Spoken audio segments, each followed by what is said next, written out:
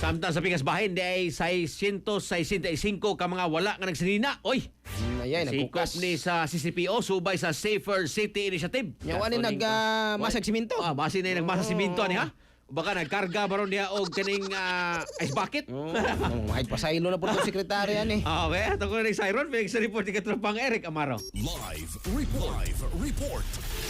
Mayo gabi katupag Greggy katupag Paul magkakikalaan ang Cebu City Police Office no CCPO bus sa pagpangulo ni Police Colonel George Ilanan matod pa hugot kining ipa tuman nila ang kining Safer City Initiative bilagis pagpaygayon og mga uplan bulabog, uplan bakal sita, uplan pakig sandurot nga diin nagpamatud usab nga sa di matarug usab nga kining kampanya sa kapulisan alang sa mas luwas og hapsay nga dakbayan sa Subo gani sa Abril kuani ang ilang data po no subay po ni sa 1 week nila nga kini pong inisyatiba so kuana ni siya yani pong speed sa 7 hangtod usab sa 13 tuig 2026 katupag kini pag Greg katupag attorney Paul ubay-ubay ni ilang nasikop no sa gitibukan 596 ka mga operasyon ang ilaw sab nga gipahigayon diin may resulta kini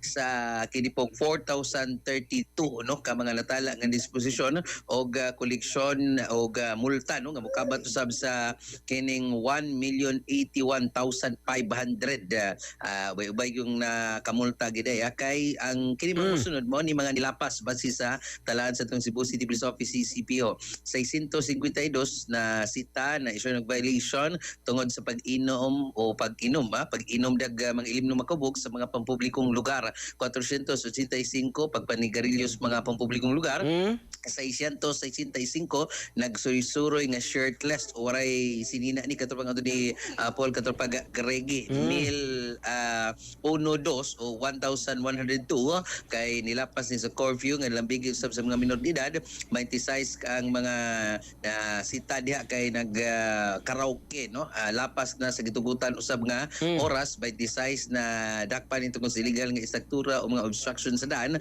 o nya 1,063 ang paglapas usab sa mga city traffic ordinance 13 ang lapas uban pang mga kini pong ordinansa sa dakbayan Unsay sagad katropag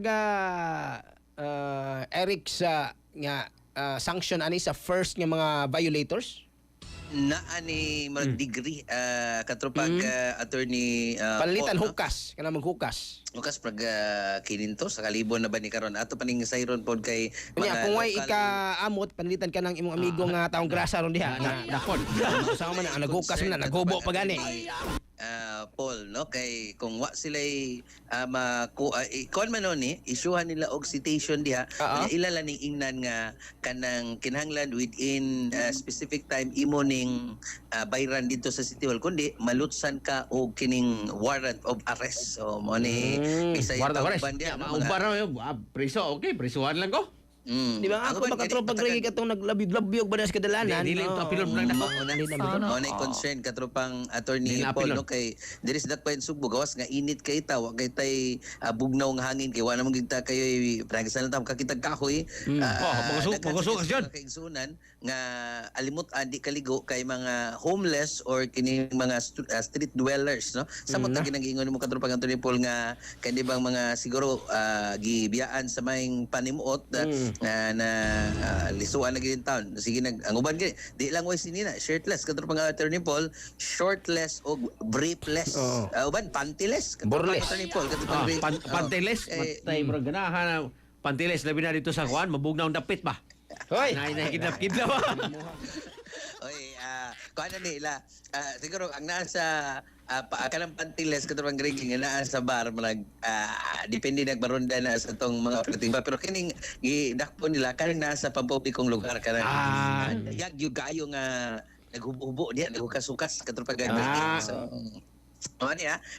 ang kining ipatuman sa CPO subay na po ni sa kini karong na controversial nga pagpatuman sa Safer City Initiative sa ato ka DILG diin controversial lagi kay nagbisog nagmasag simento gidakop gisog violation kay mo gina shared class na pag-agree katro pag-attorney kini Paulino ngay naman ko pasaylo ang ato sa mga DILG secretary kay wap agid kini bang konyo pagayo kanang sanitize pagayo ang mga sakto nga sa mga gray areas aning pagpatuman aning Safer City Initiative. So manito kasikas gikan sa Cebu City Police Office CCPO mga katropa basta kami sa DICAP no nga magkauna gid mo mga kaigalan cool kay mo diha kay good for the heart memory immune system Santon Plus Coffee Mix na ginama sa Yesfield Incorporated. Alex Silvio sa Pilipino para sa Pilipinas. Yung katropa, Eric Amaro, XFM News.